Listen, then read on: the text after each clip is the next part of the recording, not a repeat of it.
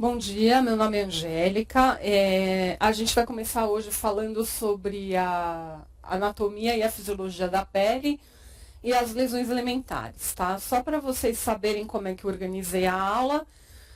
Quando vocês virem no slide algum ponto destacado em vermelho, é que são questões que são repetitivas nas provas de residência. São questões que se repetiram várias vezes. Então, é um ponto que vale a pena prestar atenção, porque pode ser que tenha uma chance maior de que venha cair alguma questão a respeito, tá?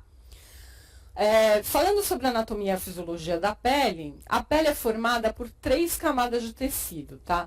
A epiderme, que é a camada mais superficial, a derme, que é a camada intermediária, e a hipoderme, que é a camada mais profunda, tá? E para baixo dela o subcutâneo.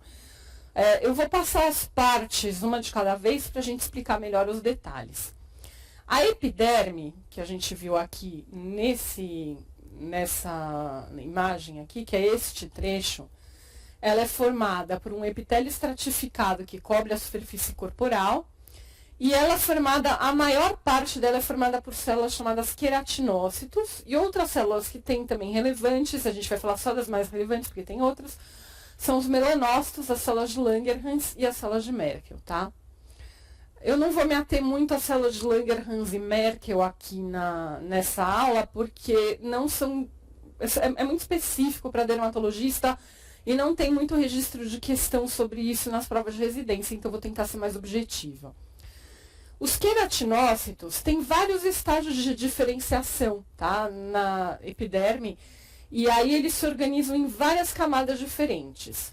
A mais superficial de todas é a camada córnea, tá? Que está na superfície da pele. A camada granulosa, a camada malpighiana e a camada basal. Aqui dá para a gente ver um pouquinho maior. Aqui a gente tem a camada basal, que é onde você tem os queratinócitos mais imaturos. Eles são um pouco maiores, eles são mais nucleados, tá? Conforme eles vão subindo, eles vão sofrendo diferenciações, principalmente na membrana deles e no interstício, no meio intercelular.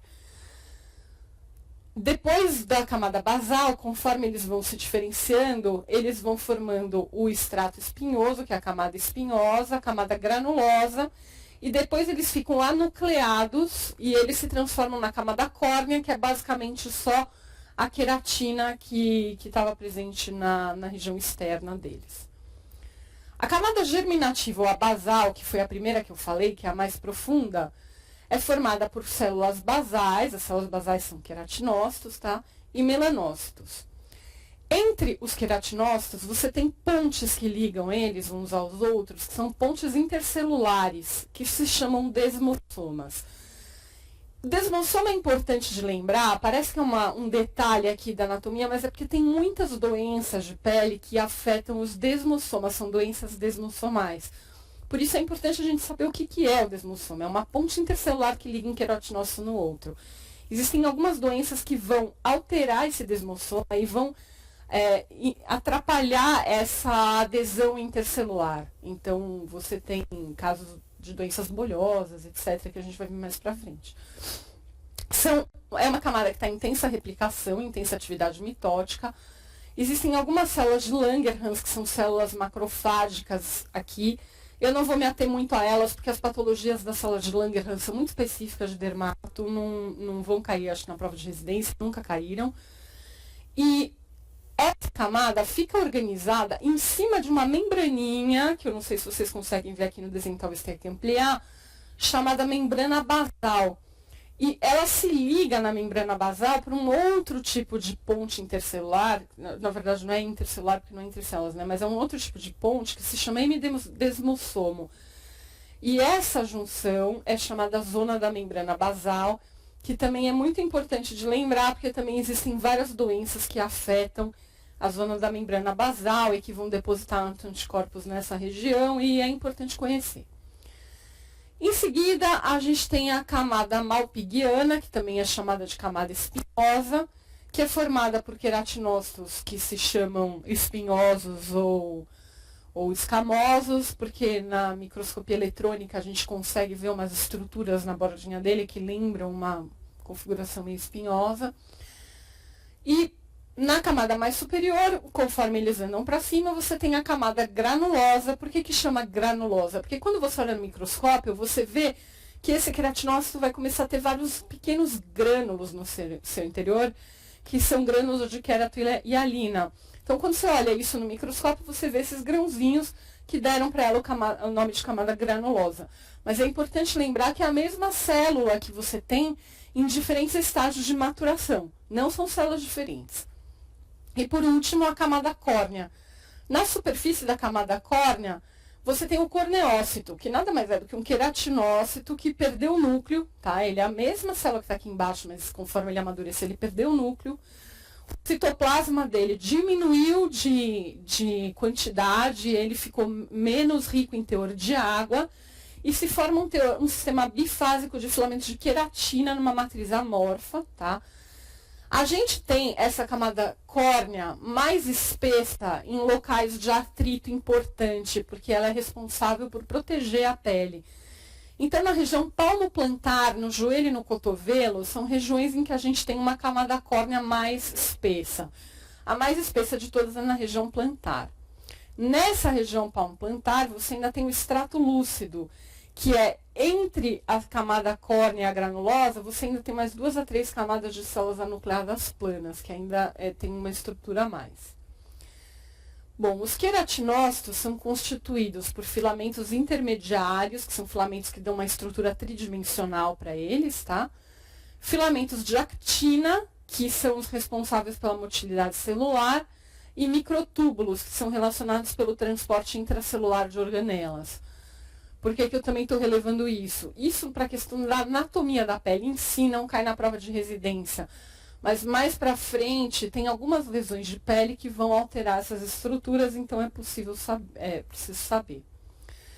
A gente tem 3 classes de filamento intermediário nos queratinócitos. A vimentina, tá? Que tem a vimentina e a desmina, e proteínas gliais, que são células neurogliais.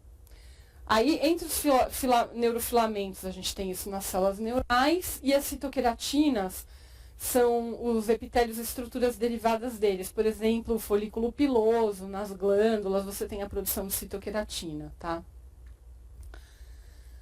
Tem 2 tipos de citoqueratina, a ácida e a básica, que são as citoqueratinas de 9 a 23, é o nome da estrutura que dão para ela, e as citoqueratinas de 1 a 8. De novo, a decoreba disso não é importante, mas isso se torna importante porque existem algumas doenças, principalmente hereditárias, que alteram essas estruturas. Existem alguns anticorpos monoclonais que a gente usa para diagnóstico, tá? Que conseguem marcar o tipo de citoqueratina. Por isso que eu falei que saber a citoqueratina é importante. Porque você usando esses anticorpos, você consegue descobrir qual é a origem de um tumor, baseado em marcadores moleculares. Então, você identifica por um autoanticorpo qual é a origem histológica de um tumor, e você consegue elucidar a gênese de algumas genodermatoses, especificando qual é a citoqueratina que está alterada. Então, você consegue classificar as doenças genéticas de pele nesse conceito, tá? Bom, lembra que eu falei para vocês se aterem ao que está em vermelho nos slides, que são questões que se repetem, tá? Vamos falar sobre os melanócitos. Os melanócitos são as células da pele que produzem pigmento. Eles se localizam na camada basal, que vocês lembram que é aquela que está mais embaixo ali da epiderme. Eles têm vários prolongamentos longos e várias ramificações que se relacionam com as células espinhosas ao lado. Então, assim, existe um negócio que se chama unidade epidermomelânica da pele. O que é uma unidade epidermomelânica? É o grupo do melanócito e os queratinócitos com os quais ele se correlaciona, que ele está ligado através dessas ramificações. Isso aí é uma questão que já caiu várias vezes em prova de residência. O que é uma unidade epidermomelânica?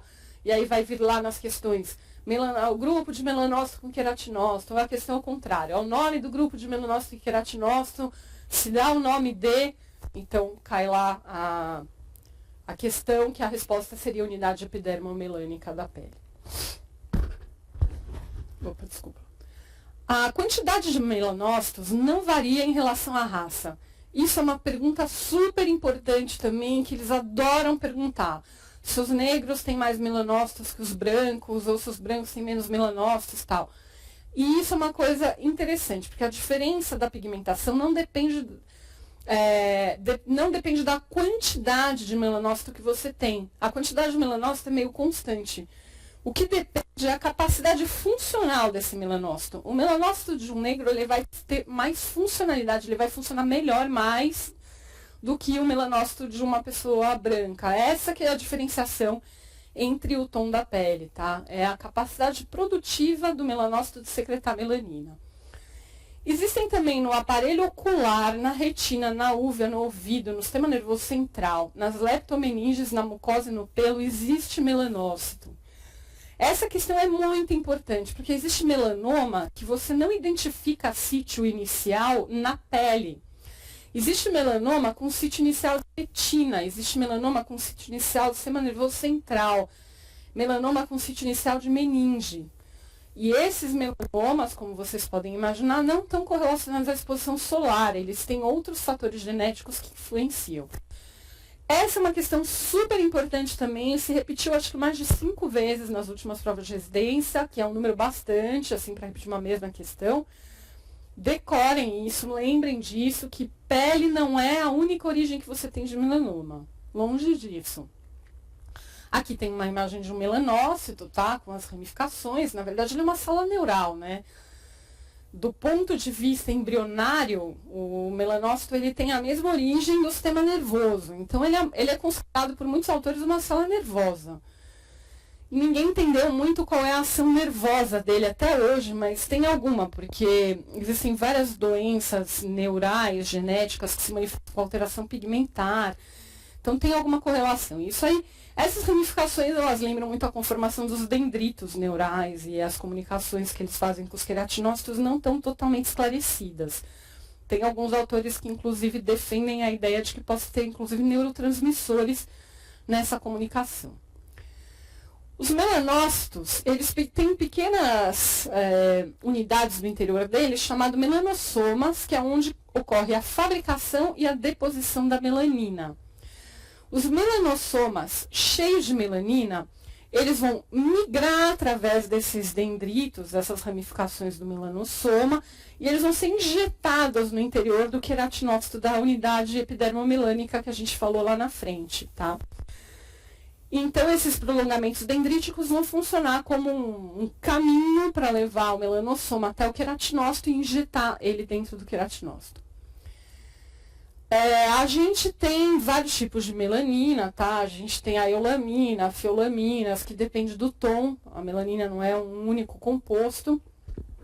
E a produção dos melanossomos depende diretamente de alguns agentes, como hormônio, mediadores inflamatórios, vitamina D. Por exemplo, existem algumas doenças com alteração hormonal, alguns tipos de alteração de tireoide que podem estimular a produção de MSH, que é o hormônio melanina estimulante, que vai dar hiperpigmentação. Na gestação, você tem um estímulo à hiperpigmentação. Alguns mediadores inflamatórios, existem algumas doenças autoimunes inflamatórias que cursam com uma hiperpigmentação paralela. Então, tudo isso influenciado, tá? Aqui, só para ilustrar, a gente tem aqui um melanócito com os melanossomas aqui dentro, que são esses órgãozinhos que eu falei que tem a melanina dentro. Aqui é o núcleo do melanócito. E aí, esses dendritos, essas ramificações, vão levar esses melanossomas para os queratinócitos e vão injetar eles aqui dentro. Então, dentro dos queratinócitos, depois você pode ver os melanossomos e a melanina. Aqui é uma questão que, apesar de não estar em vermelho, eles adoram perguntar em prova de residência. Eu não vou me ater muito a isso porque é meio decoreba. Mas é importante saber que a tirosina, ela é transformada pela tirosinase em DOPA, que é você está vendo DOPA, que nem eu falei, são umas estruturas muito parecidas ao sistema nervoso central, tá? Que regem aqui o funcionamento melanócito. A DOPA, através da ação da tirosinase, vai ser convertida em dopaquinona. E aí, a dopaquinona, através de vários outros mecanismos que não vale a pena especificar aqui, porque são muito específicos, pode se transformar ou em eumelanina, que tem um pigmento marrom, ou em feomelanina, que tem um pigmento vermelho e amarelo, tá? Vou falar um pouco da zona da membrana basal, só para lembrar vocês, é aquela camadinha que tem embaixo da camada basal na epiderme. Ela é super relevante para o estudo de pele, que tem N doenças que afetam a zona da membrana basal. Ela é uma das regiões mais atingidas por várias doenças autoimunes. Então, do que ela é composta? Ela é composta, em primeiro lugar, pela membrana plasmática da célula basal. Então, você tem a membrana do queratinócito. O hemidesmossoma, que vai ligar essa membrana na estrutura inferior. Uma lâmina lúcida, ou um espaço intermembranoso. Uma outra lâmina embaixo, que chama lâmina densa ou zona da membrana basal. E a zona da sublâmina densa. Então, você tem 3 camadinhas. O hemidesmossoma e a membrana plasmática. Isso tudo junto se chama zona da membrana basal, tá? Vou falar um pouco das glândulas de suor. A gente tem 2 tipos de glândula de suor, a écrina e a apócrina. A glândula écrina, ela é uma glândula menor, como vocês podem ver aqui, que ela tem uma produção de suor menos intensa, e a grande finalidade dela é a regulação térmica do corpo. Então, ela é responsável por regular a produção de suor para cima ou para baixo, para você conseguir manter a temperatura corporal estável. A glândula apócrina, ela não existe no corpo inteiro, ela existe em algumas regiões. Ela existe na axila, na virilha, na região genital.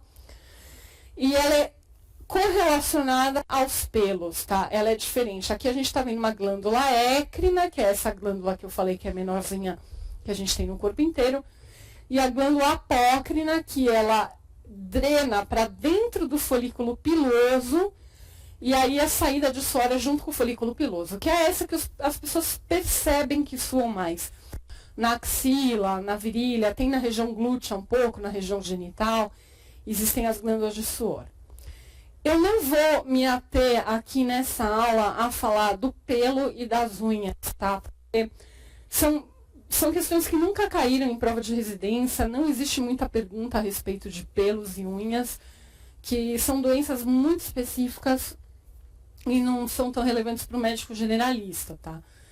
A glândula sudorípara écrina, que é aquela que eu falei aqui, que é essa pequenininha que secreta menos, que é mais responsável pela regulação térmica, ela é formada, como vocês viram, por um ducto espiral intraepidérmico, ele fica na epiderme, que desemboca diretamente na superfície da pele.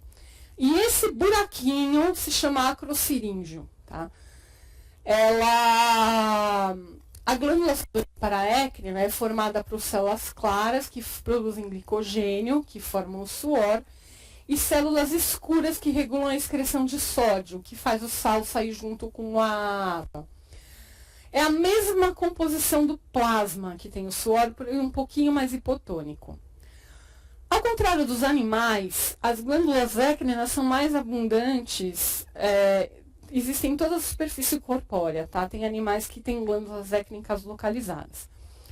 Elas são sujeitas à inervação adrenérgica e colinérgica, tanto que quando você fica nervoso, quando você corre, fica estressado, você sua frio ou você sua de nervoso.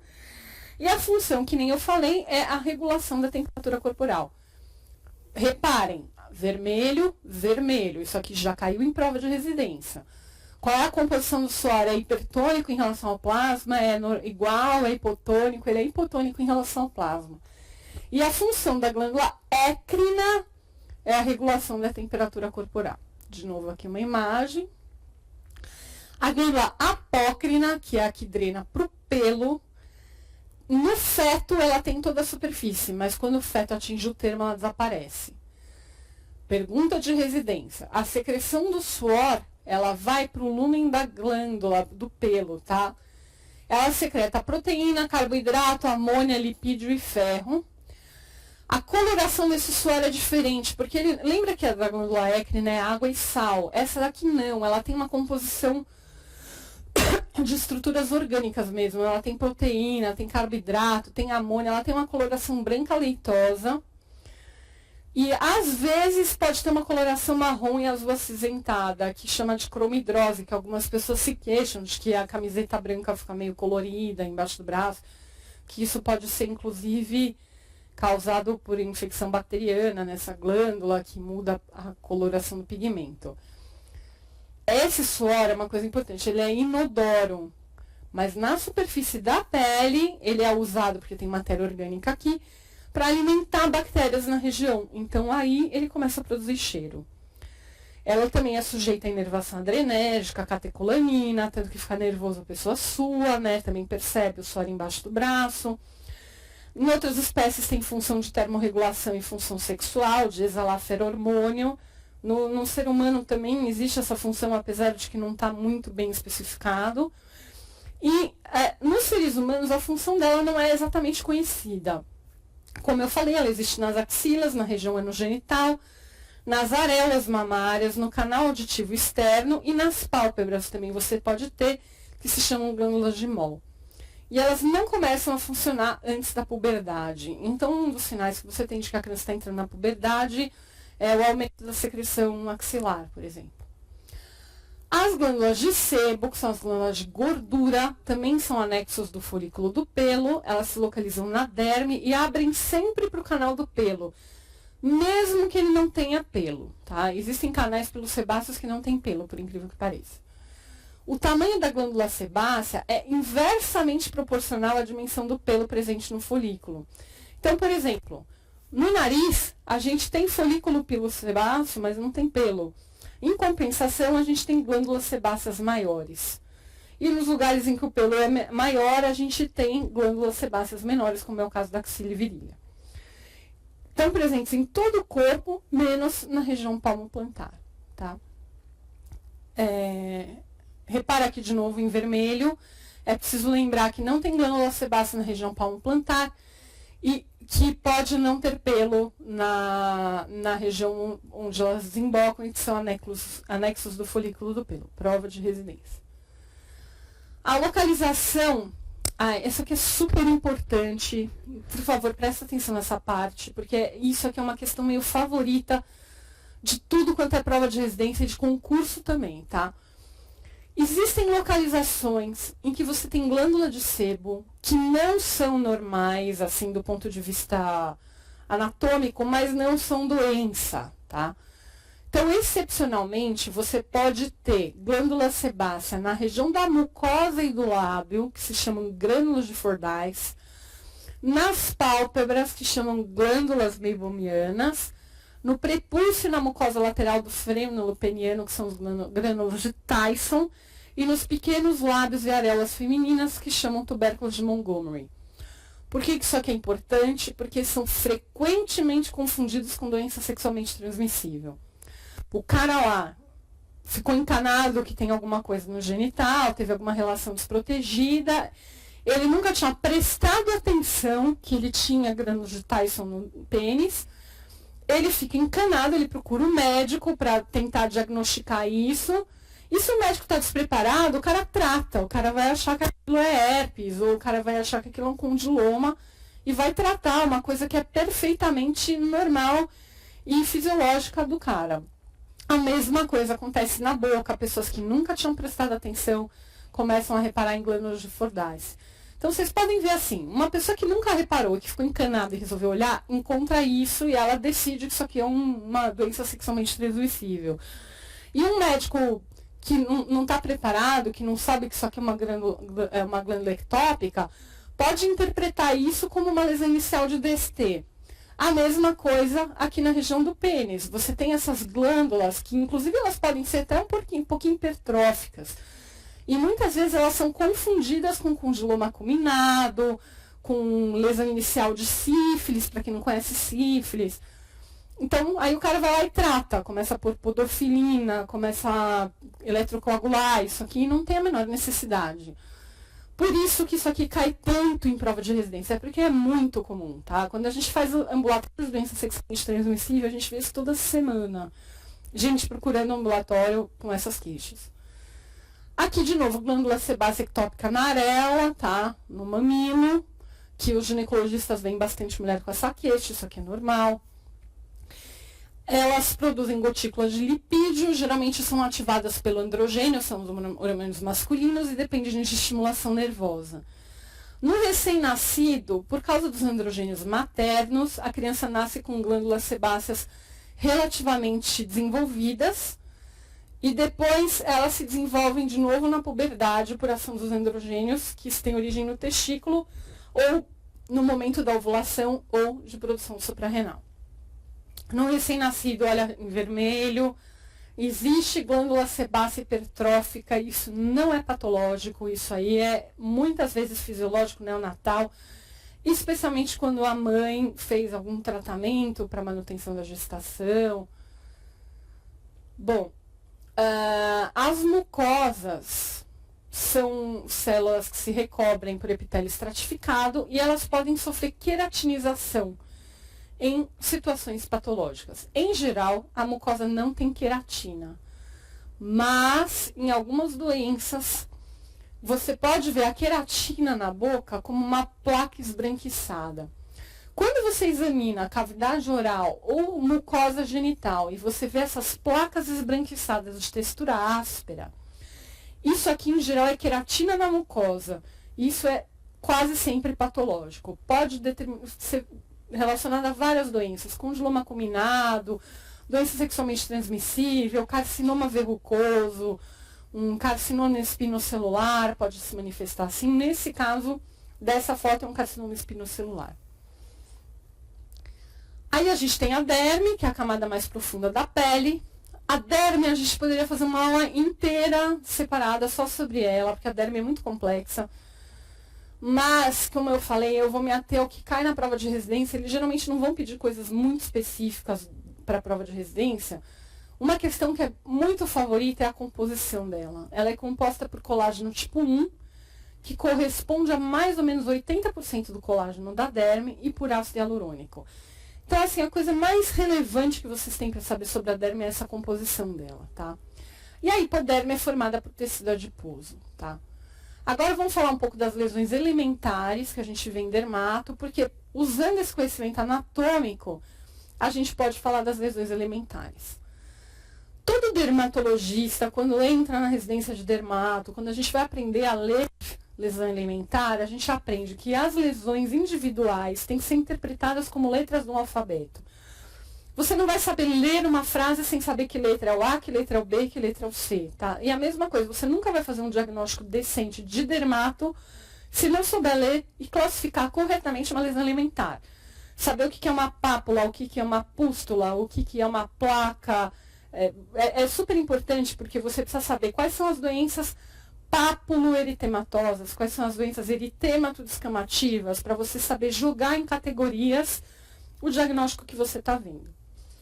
Os grupos de lesões que a gente vê juntos são correspondentes a palavras ou frases. Então, às vezes, você tem uma doença de pele que não é um tipo de lesão, é um conjunto de tipos de lesão que sugere uma determinada doença, tá? Em geral, a gente também precisa saber qual é a camada da pele que está sendo afetada por aquela alteração. Se é a epiderme, se é a derme, se é o vaso sanguíneo. Por isso, quando você olha uma lesão de pele, você tem que pensar qual é o componente da pele que está primariamente afetado aqui. É a epiderme? É a derme? É vaso sanguíneo? Porque aí também você consegue classificar aquela doença num grupo de doenças que vai auxiliar o seu diagnóstico. Então, assim, a primeira etapa do diagnóstico de lesão de pele é você dizer qual é o tipo de lesão que esse cara tem. É uma pápula, é uma pústula, é uma placa, um nódulo. Aí você tenta inferir qual é o componente da pele que está primariamente afetado. Se é a epiderme, se é a derme, isso eu vou explicar mais pra frente. Aí você olha as lesões adjacentes ou à distância, qual é a relação dela com essas lesões à distância. Você observa o local em que está localizado. Claro que uma pápula na palma da mão tem um significado diferente de uma pápula no dorso do nariz. São doenças diferentes que a gente tem que pensar. E, se necessário, observar em mais de uma ocasião, porque as lesões evoluem e a evolução, às vezes, é importante para fazer o diagnóstico. O exame físico completo das demais estruturas do corpo, muitas vezes, é necessário. E, se você não consegue fazer um diagnóstico simplesmente clínico, às vezes você consegue encaixar numa determinada subcategoria, mas para você diferenciar entre as nuances daquela subcategoria, você precisa fazer uma biópsia ou complementar com o exame laboratorial. Em geral, os dermatologistas preferem examinar o paciente antes de ter a história. É uma das únicas especialidades. Olha, quando eu entrei na residência, eu achava que isso aí era bobagem. Não, a gente tem que saber a história de tudo, mas confunde, a história confunde. Então, se o cara chega falando, olha, doutora, apareceu isso aqui porque eu comi carne de porco, o médico já vai ficar meio influenciado de pensar que pode ser uma coisa alimentar. Então, é melhor você não ouvir a história, você olhar a lesão, tentar encaixar, e aí você ouve a história e tenta ver se bate. Porque aí você consegue um diagnóstico muito mais preciso dessa maneira. Fato. Perguntem para qualquer dermatologista, vão falar a mesma coisa, pessoas com 40 anos de experiência. Como é que você analisa a lesão elementar? Tá?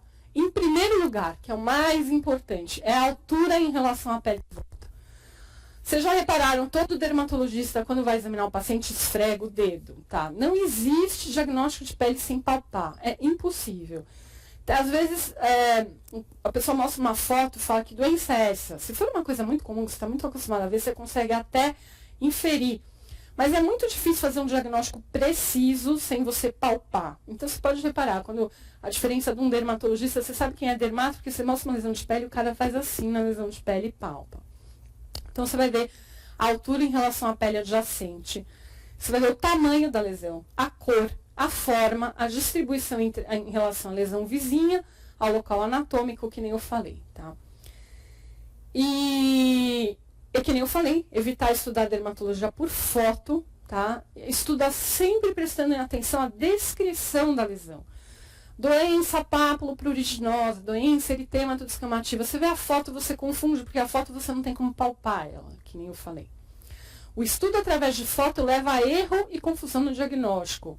A foto serve para ilustrar uma ideia, mas ela não é boa para você estudar, tá?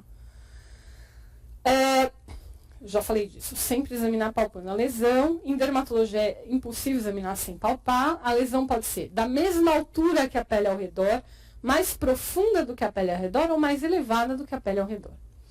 As lesões planas, tá? Que são as lesões que você palpou e ela está no mesmo nível do que a pele ao redor. Elas se classificam em mácula, que é uma alteração de cor em relação à pele ao redor, que ela pode ser mais escura, ou seja, hipercrômica, ou mais clara, ou seja, hipocrômica, ou sem pigmento nenhum, acrômica. Pode ser um eritema ou uma púrpura. Um eritema, você percebe, quando você aperta a lesão, ele desaparece, porque ele geralmente é por hipervascularização ou por dilatação de vaso celular. Então, quando você aperta, a lesão desaparece. A púrpura já não. A púrpura é extravasamento de sangue. Então, é como um microhematoma, né? Você, quando palpa, a púrpura não desaparece. Você continua vendo aquela coloração avermelhada. E aí, quando você tem uma leve descamação na superfície, você chama de mácula escamosa. Pode ser uma petéquia, que são micropúrpuras, né? São pequenas lesões que não desaparecem a digitopressão. Telangiectasias, que são os famosos vasinhos, assim, que a gente vê aqui no lado do nariz, nas pernas e tal. Ou infarto, que é realmente uma morte da pele local, que eu vou mostrar aqui só para ilustrar. Lembrem que não é para fazer diagnóstico com foto, mas eu estou usando isso aqui para ilustrar. Isso aqui é uma mácula hipercrômica. Ou seja, quando você palpa ela, ela está no mesmo nível que a pele em volta, mas quando você olha a cor dela, você vai ver que a cor dela é mais intensa em relação à pele em volta, então essa é considerada uma mácula hipercrômica. E aqui é uma lesão de hanseníase, tá? Só para ilustrar, é uma mácula hipocrômica. Quando você olha a mácula, ela tem uma coloração menor do que a pele ao redor. Isso aqui não chega a ser acrômico. Aqui você tem petéquias. Então, quando você vê aqui, você palpa isso aqui, você faz a digitopressão, isso aqui não desaparece, isso aqui é petéquia. Telangiectasias são esses vasinhos visíveis, que a gente vê, isso aqui é dermatomiosite, tá? Isso é uma lesão característica de dermatomiosite. Você vê essas telangiectasias que quando você palpa estão no mesmo nível da pele, só que você percebe que elas somem a digitopressão e enchem de novo no formato de vasinhos. Aqui é a mesma coisa, várias telangiectasias aqui na face de um paciente com rosácea. Não sei se dá para ver muito, mas isso aqui é uma região malar, aqui o nariz. E isso aqui é o infarto. Como em qualquer região do corpo, né, o infarto se dá por parada de fluxo sanguíneo para uma região, que provoca a necrose, e nesses casos, nesse tipo de necrose, você tem um nível em relação ao nível da pele igual. Você tem a segunda opção, que é a lesão ser elevada em relação à pele ao lado. Então, você tem a pápula, que mede até 5 milímetros, que tem a bordinha bem definida. Quando a borda é bem definida, tipo degrauzinho, assim, isso indica que está na epiderme a lesão, tá? Quando a pápula não tem um limite bem definido, isso indica que está na derme, porque a derme levanta a epiderme toda por igual e não dá um limite bem definido na borda. Quando tem acima de 5, isso aqui não é de altura, tá? Isso aqui é de largura, é importante falar. A pápula não é que ela tem 5 milímetros nesta direção, ela tem 5 milímetros nessa direção, quando você olha ela em relação à pele. A placa, ela tem acima de 5 milímetros de lateralidade. Ela pode ser formada pela confluência de várias pápulas que se juntam e formam uma placa. Você tem um nódulo, que é uma lesão palpável sólida, com a profundidade e palpabilidade maior que o diâmetro, tumor ou urtica. Temos também as vesículas, que são conteúdo de líquido de 0,5 a 1 centímetro. É meio controverso qual é a medida de uma vesícula e quando que ela passa a ser uma bolha. Tá? Tem autor que diz que acima de 0,5 é bolha, acima de 1 centímetro é bolha. E a pústula, que é conteúdo com pus. Na verdade, ela é, na prática, uma bolha, entre aspas, ou uma vesícula, entre aspas, com pus dentro, ou um abscesso. Você tem um cisto, que é um saco que contém líquido ou semissólido no interior. E outra coisa que é elevada em relação à pele é a descamação, tá? Quando você vê uma pele descamando, a descamação está acima do nível da pele. Então, ela também é considerada uma lesão elevada em relação à pele. Ela é provocada por uma perda daquela camada córnea, que é a camada acelular, que eu falei que é superficial da pele. E, eventualmente, pode, inclusive, perder a camada superficial da epiderme também. Uma outra alteração que existe é a liquenificação, que é quando a camada córnea fica espessada, ela fica engrossada. Isso é provocado pela proliferação daqueles queratinócitos que eu falei antes na parte de anatomia, por isso que é importante saber a anatomia. E o extrato córneo, que pode ter alteração na derme embaixo. Aqui, para dar um exemplo, isso aqui é uma pápula. Quando você palpa, ela está elevada em relação à pele em volta. Isso aqui, no caso, é um molus contagioso, tá? Vocês podem ver um umbiguinho da lesão aqui no meio, essa lesão umbilicada. E aqui você tem várias pápulazinhas que são mais visíveis, assim, nessa região. As placas, elas têm um diâmetro maior. Você tem aqui uma placa eritemato-descamativa. Você tem, assim, você vê pelo tamanho das placas mesmo. Aqui é uma placa verrucosa, você vê que tem uma queratinização aqui da superfície. Quando é na mucosa, você também pode chamar de placa. Essa é a mesmíssima foto que eu coloquei ali na parte de queratinização de mucosa, para vocês verem. Justamente eu pus de propósito isso aqui para ilustrar que quando é na mucosa, também você usa a mesma nomenclatura, tá? É placa. Isso aqui é uma placa queratinizada na mucosa da língua. E aqui também você pode determinar isso aqui como placa. O nódulo, você tem alguns tipos, dependendo da estrutura da pele que ele pega. Ele pode estar na epiderme e ser bem externo, na verdade, como um queratocantoma, uma verruga, um carcinoma bacelar. Ele pode pegar epiderme e aderme juntos, ele daí já não é tão bem diferenciável da pele ao redor, como é o caso dos nevos compostos, famosos pintas, né? O melanoma, carcinoma especular e micose fungoide, que apesar do nome não é micose, não é por fungo, ela é um linfoma de pele, não sei por que puseram esse nome. E o dérmico, que é lá na profundidade, que é o granuloma anular, dermatofibroma, que é um tumor. O dérmico subepidérmico, como é o caso do eritema nodoso, tromboflebite, ou subepidérmico, que é lipoma. Existem sinônimos de nódulo, que pode ser chamado de tuber ou de fima. E eles usam isso muito na nomenclatura de algumas doenças. Rinofima, por exemplo, eles usam isso para nomear uma doença.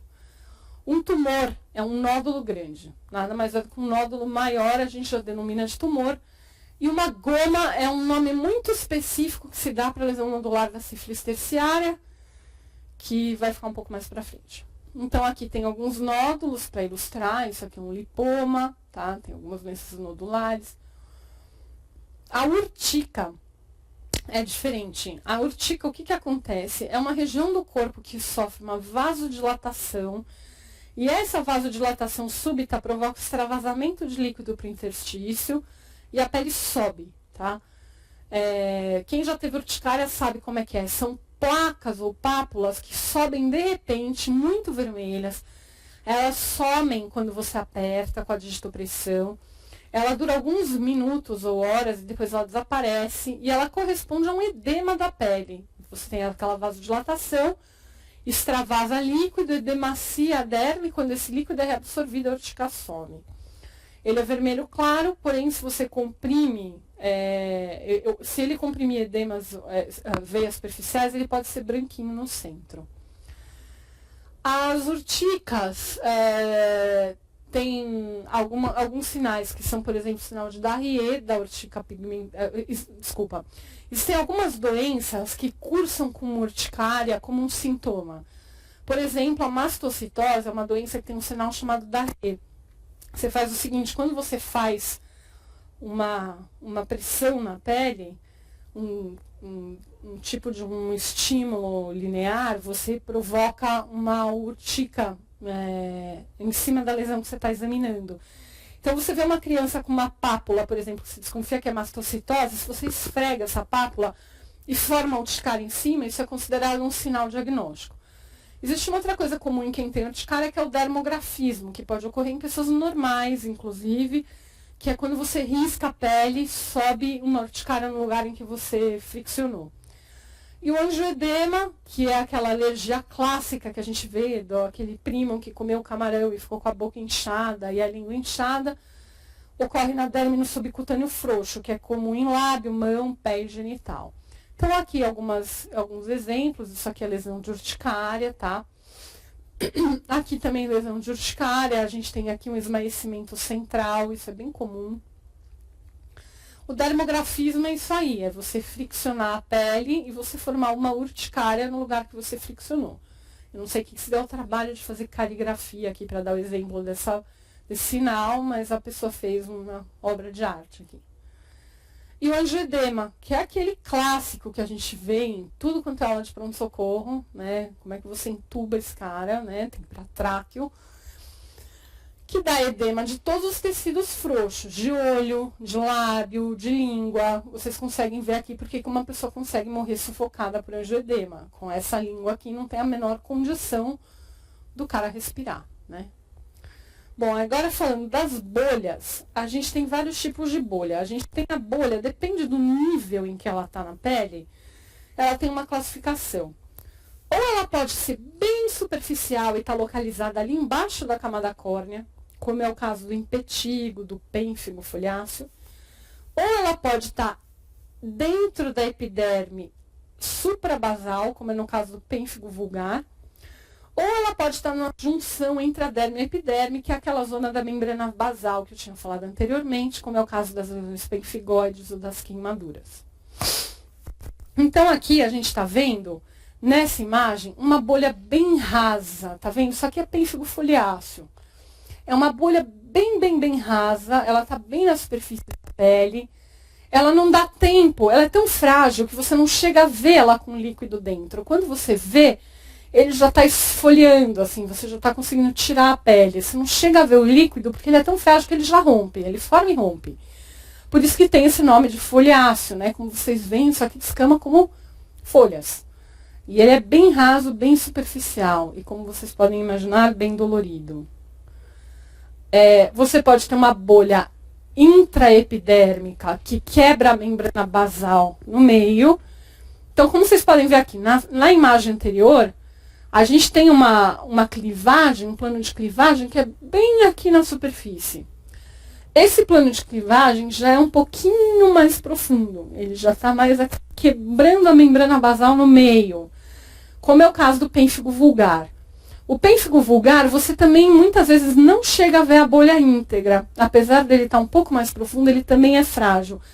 Mas ele é mais profundo, a erosão dele é mais profunda do que a do pênfigo foliáceo.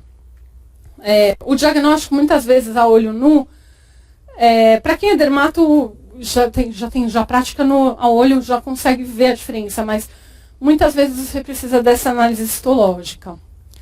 E aí você tem aquela bolha um pouco mais profunda que está na região dermopidérmica. Então vocês lembram, olha, a gente tinha do pênfigo foliáceo, que era aqui na superfície, a gente tinha do pênfigo vulgar, que era aqui no meio, e a gente tem as bolhas que separam a região epidérmica da dérmica. Vai a epiderme inteira para um lado, a derme inteira para o outro. Quando você tem essa bolha nessa região dermo-epidérmica, que separa a epiderme inteira da derme inteira, e você não quebra a epiderme no meio, a bolha já é mais sólida, mais sólida no sentido de que ela é mais resistente, né? Claro que não é sólida no sentido de que ser endurecida. É uma bolha mais resistente, então você consegue ver, de fato, ela com água dentro. Se você vê uma bolha assim, tensa, com água dentro, você já pode inferir que o plano de clivagem dela é esse.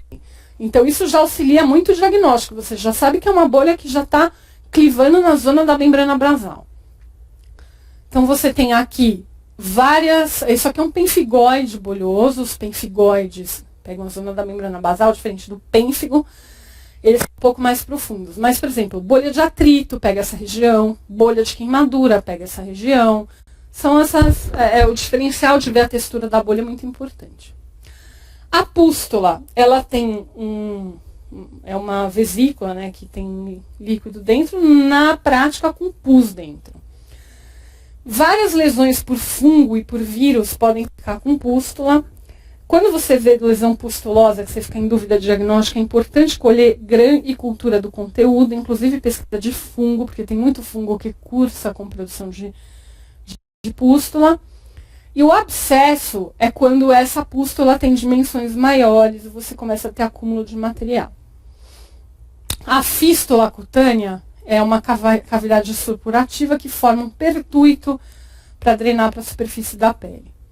Então aqui a gente tem alguns sinais de pústula, aqui vocês veem direitinho, por exemplo, esse é um exemplo clássico de uma pústula que fica a pústula meio a meio, pus para baixo e água para cima, isso é característico de doença. Aqui você tem uma doença pustulosa também, que você tem várias pequenas pústulas na região do dorso. Não vou mencionar o diagnóstico para não causar confusão, porque isso aí é relevante para a prova de residência. O cisto, ele já tem um conteúdo um pouco maior, tá? Aqui a gente tem uma lesão cística. Isso aqui acho que é no dentário, inclusive, tá? Abscesso dentário. Bom, agora falando das lesões que são rebaixadas em relação ao nível da pele em volta. Você palpa a lesão e ela está numa altura inferior à da pele em volta. Você tem a atrofia, a erosão, que é a perda da epiderme, a úlcera, que é a perda da epiderme e da derme. Essa nomenclatura é importante, a erosão é só a epiderme, a úlcera é epiderme e derme. A retração, que é quando a pele é retraída para baixo. Necrose, que é, na verdade, a isquemia que já provoca um aprofundamento da pele, e as fissuras. A atrofia é uma diminuição do tamanho de célula, tecido, órgão ou parte do corpo. Você pode ter uma atrofia muscular, uma atrofia, nesse caso, uma atrofia da epiderme. A epiderme fica mais fina do que a epiderme ao redor, provoca um enrugamento superficial e fica mais fácil de ver veia e tendão. E a derme, quando sofre atrofia, você tem uma diminuição da espessura da derme papilar ou da reticular, que fica com uma depressão na pele. Então, assim, o clássico das atrofias é a atrofia senil. Você vê aqui uma mão de uma senhorinha que já sofreu uma atrofia dermo-epidérmica, e por transparência você já consegue ver várias estruturas aqui. Você consegue já ver as veias superficiais da pele. Outra atrofia clássica é a famosa estria, né? A estria, na verdade, quando você distende a pele, você literalmente rasga algumas estruturas e nesse lugar que elas foram danificadas pelo estiramento, elas ficam atrofiadas e mais profundas. Então, isso aí é um sinal atrófico. Aqui você tem uma atrofia da pele como um todo. Essa acho que era senil também, se eu não me engano. A erosão e a úlcera, que nem eu falei, a erosão você perde uma parte ou a totalidade da epiderme. Quando você não pega a derme, geralmente você não fica com cicatriz, exceto se você tiver infecção. Isso é importante de lembrar também, porque, por exemplo, uma queimadura que pega só a epiderme, geralmente não deixa cicatriz, que é uma queimadura de primeiro grau. As bolhas, em geral, evoluem para erosão cuja profundidade depende do nível da bolha. Então, assim, vocês lembram que eu falei que se você tiver uma bolha intraepidérmica, você vai ter uma erosão mais rasa. Se você tiver uma bolha um pouquinho mais profunda, como o pênfigo vulgar, você vai ter uma erosão mais profunda. E aquela bolha da zona da membrana basal, que é mais profunda, quando ela rompe, ela provoca uma erosão maior. Então, vai depender do nível da bolha. A úlcera é quando a perda do tecido inclui parte ou a totalidade da derme. Quando você pega a derme, você vai ter cicatriz. Então, uma queimadura, vamos supor, que pegou a derme, você vai ter uma cicatriz de queimadura, que vai depender se pegou a derme superficial, uma queimadura de 2º grau, ou se pegou a derme profunda hipoderme, queimadura de 3º grau. Dando um exemplo para lembrar dos níveis. Isso aqui é uma úlcera de perna, e aquilo é uma erosão. Então, vocês conseguem ver que aqui é uma lesão rasa, ela é mais rasinha, e aqui você tem uma lesão mais profunda, aqui já a derme já foi. Retração é quando você não tem alteração na pele em si, mas você tem um repuxamento de estruturas profundas que puxam a pele para o interior. Só que é um CA de mama, tá? Isso aqui é um sinal clássico de CA de mama. Não é uma doença de pele, propriamente dita, mas eu trouxe para ilustrar o que é uma retração. Você pode ter retração pós-cirurgia, por exemplo. Você fica com uma fibrose, o cara faz uma plástica, uma abdominoplastia, uma lipo, e aí no pós-operatório ele faz retração, e a pele fica assim. Então, não é uma doença de pele, é uma doença mais profunda, mas ela cursa com essa alteração na superfície. E a necrose, que é uma morte tecidual que provoca lesões mais profundas do que aquela isquemia que a gente já visto anteriormente. As fissuras, elas são perda da continuidade da epiderme e da derme, que fazem esses cortes, como por exemplo fissura labial, fissura digital. Isso aí também é perda. Quando você palpa uma fissura, você vai ver que ela é mais profunda do que a pele ao redor, tá? A cor da lesão é importante também para o diagnóstico. Ela pode ser avermelhada por eritema. Eritema é vasodilatação, ela some quando está de ditopressão. Então, você viu o vermelho, palpou, sumiu, é eritema. Corresponde a edema dos vasos. Pode ser púrpura ou equimose, que como eu falei, não some a digitopressão, e isso corresponde a extravasamento de sangue na pele. As fases da equimose são vermelha, depois roxa, passa o tempo ela fica esverdeada, passa o tempo ela fica amarelada e depois ela desaparece. A epiderme tem 2 tipos de pigmento, a melanina e os carotenoides, tá? Que a gente também tem depósito de caroteno na pele que deixa essa coloração amarelada. A distribuição das lesões é importante, a gente precisa ver se ela está difusa no corpo, se ela está na dobra, se ela está em superfície extensora, se ela está na palma do pé, da mão, na cavidade oral, genital, mucosa, cabelo, pavilhão auricular, retroauricular, área fotoexposta. Isso tudo vai orientar o diagnóstico. Precisa ver se a área é socialmente visível, socialmente oculta. Isso é importante para diferenciar das doenças factícias, as simulações, para quem vai fazer psiquiatria. Isso aqui é super importante, porque tem muita gente que simula a lesão de pele, é super comum, infelizmente. Se a área está no alcance das mãos, né? Porque é uma doença de pele que só pega a área que a mão alcança e poupa aqui atrás, que o cara não alcança, também fala a favor de doença factícia. Isso orienta o diagnóstico. Se pega dermátomo, se pega a região embrionária, se pega a unha periungueal, adjacência à articulação. E a forma das lesões, né? Que você precisa descrever e conhecer as lesões. Como a gente está falando de lesão elementar, eu não vou falar de quais doenças dão cada uma, porque não é o objetivo da aula. Mas pode ser arredondada, ovalada, anular, em alvo, semilunar, que a gente chama de arciforme, agrupada. Quando ficam várias juntinhas uma da outra, a gente chama de aspecto herpetiforme, nem sempre é por herpes. A gente pode ter lesões herpetiformes que não são provocadas por herpes, como por exemplo o caso de intolerância a glúten, a gente tem algumas dermatites herpetiformes. Pode ser linear. Tem um fenômeno que se chama Kebner, que aparece a lesão no lugar de atrito. Então, a pessoa bateu, aparece a lesão. Bateu, expô, aparece a lesão em cima do machucado. Zosteriforme, né, que segue aquela conformação como a do herpes zoster, que vai pegando os dermátomos. Pode ser respingada, que fala a favor, vamos supor, de dermatite por limão. O cara foi lá para a praia, respingou limão, ficou a lesão. E formas bizarras ou não anatômicas. Então aqui a gente tem lesões arciformes, que parecem arcos, tá? Ou parecem, assim, semianulares. Você tem lesões anulares mesmo, isso aqui, por exemplo, é um granuloma anular, que tem um formato bem anularzinho mesmo. Você tem zosteriforme, isso aqui é um exemplo de herpes zoster, que é uma lesão que segue a distribuição. Você tem uma lesão herpetiforme, isso aqui é um herpes simples mesmo, tá? Que você tem várias vesículas agrupadinhas assim, isso aqui é o aspecto herpetiforme, que ficam todas juntinhas.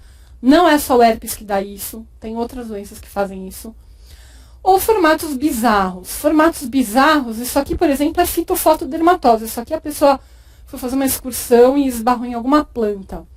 A mesma coisa aqui, o cara andou no mato, esfregou a planta aqui e deu esse tipo de lesão. Que esses formatos bizarros são geralmente causa externa, tá? Isso aqui tudo, eu pus para ilustrar, isso aqui é tudo dermatose factícia. Olha, quem vai fazer psiquiatria, esses formatos muito bizarros, você sempre desconfia de causa externa. Isso aqui é cutting, né? Automutilação, a pessoa se corta. Isso aqui também, se eu não me engano, esse caso era uma pessoa que ficava se queimando com, eu não lembro, mas era queimadura isso aqui. Isso aqui é automutilação, tá? Isso aqui é um caso que meio conhecido de automutilação, de livro. Bom, a superfície das lesões pode estar liquenificada, que é aquele aspecto que está espessada a camada córnea. Pode ter crosta, a crosta, que é a famosa casquinha que as pessoas adoram arrancar. Pode ser serosa, que é a exsudação. Pode ser sangue ou pode ser pus. E pode ter descamação, tá?